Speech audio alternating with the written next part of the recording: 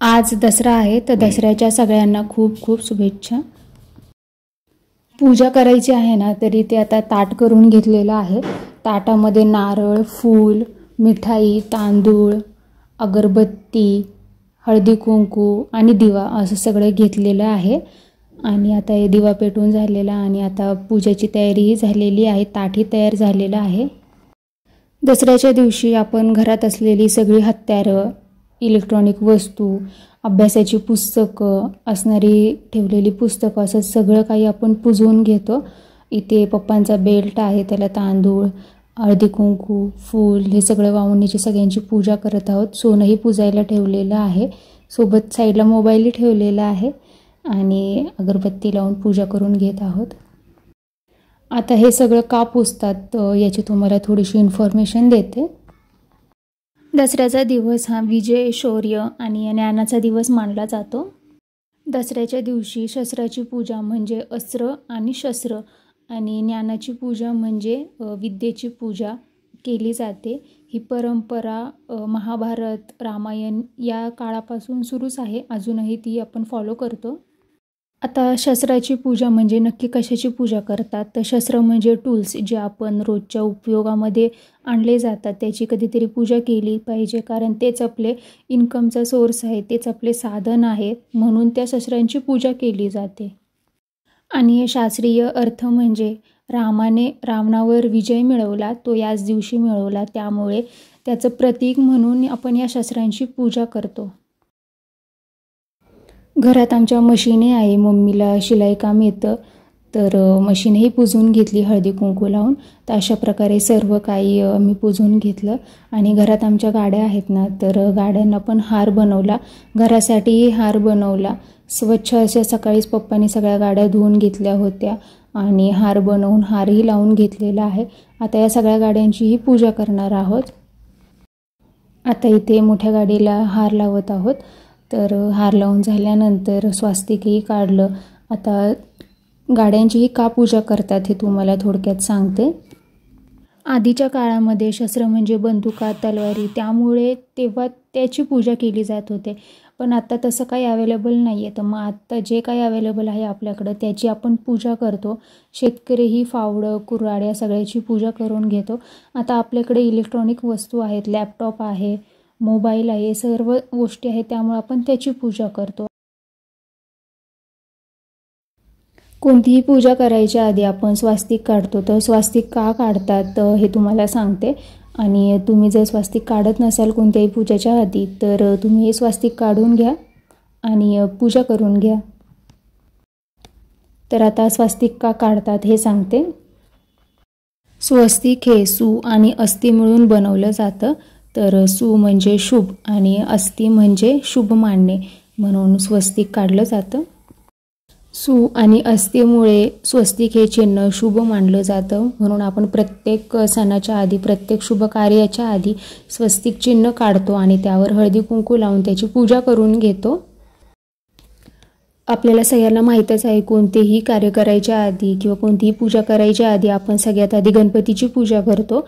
यानंतर आपण नेक्स्ट जी पूजा करायची आहे ती पूजाला सुरुवात करतो. तर त्याचप्रमाणे स्वस्तिकाचा संबंधही गणेशाची आहे, त्यामुळे आपण सर्वात आधी स्वस्तिकाची पूजा करतो. त्याचप्रमाणे स्वस्तिक हे गणेशाचाच अवतार मानलं जातं आणि स्वस्तिकाच्या डाव्या साईडला गणेशाचा अवतार आहे असं मानलं जातं. आपण स्वस्तिकमध्ये जे 4 डॉट काढतो, जे 4 बिंदू काढतो, त्या बिंदूचा अर्थ म्हणजे गौरी, कूर्म, पृथ्वी आणि देवांचा वास असतो, म्हणून जिथे आपण हे स्वस्तिक काढतो तिथे गणेशाचाही वास असतो असं मानलं जातं. त्यामुळे कोणतेही आपण कार्य करताना जर स्वस्तिक काढलं तर कार्याची सुरुवात ही शुभ होते. त्यामुळे तुम्ही इथून पुढे स्वस्तिक नक्की काढत जा.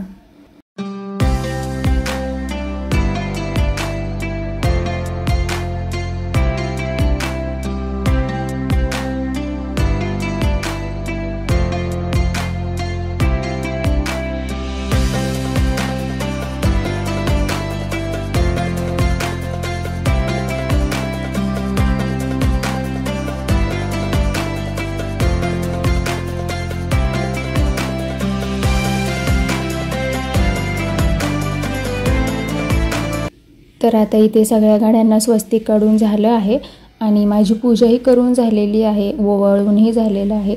सगळ्या गाड्यांना ते इथे ओवाळून घेत आहे मी. ओवाळून झाल्यानंतर आता माझ्यानंतर एक एक जण सगळेजण, मम्मी पप्पा माझा भाऊ सगळेजण इथे पूजा करून घेणार आहोत.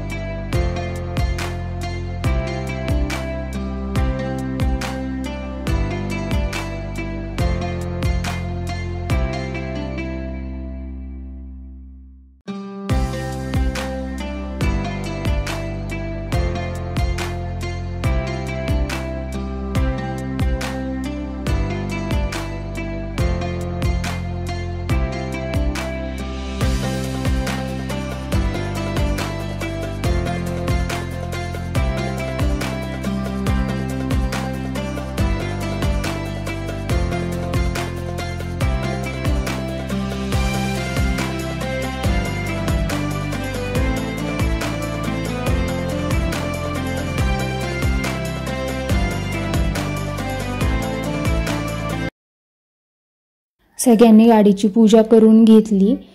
सगळ्यांचे पाया पडूनही झाले, हळदी अगरबत्ती कुंकू हे सगळं लावून झालं.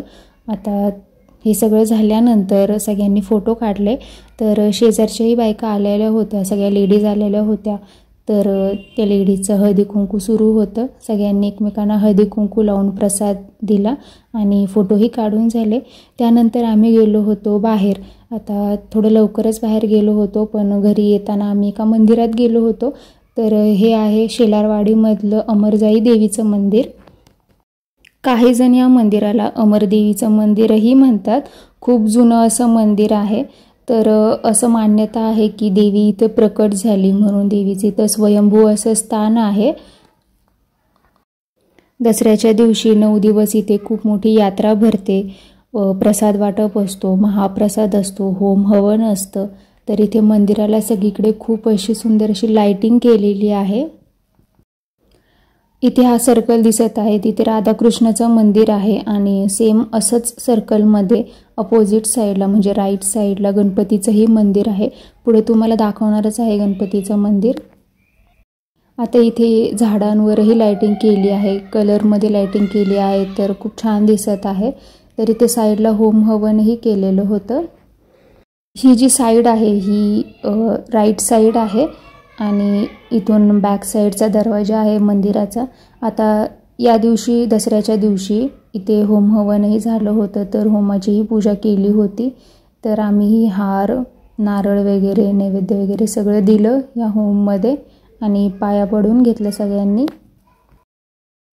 तर अशा प्रकारे आम्ही सगळ्यांनी पूजा करून घेतली आणि आजचा लास्टचा दिवस ना, तर आज यात्रेला आम्ही आलो होतो आणि थोडीफार शॉपिंगही केली, कारण खूप इथे स्वस्त आणि छान असे वस्तू अवेलेबल होत्या. तर आम्ही इथे शॉपिंग केली. तर तुम्ही बघू शकता, आम्ही साडीच्या पिना, क्लिपा, रबर, हेअर बेल्ट्स असं सगळं काही घेत होतो. इथे मास्कही आम्ही घेतलेला आहे. तर हा मास्क आम्ही वीरासाठी घेतलेला आहे.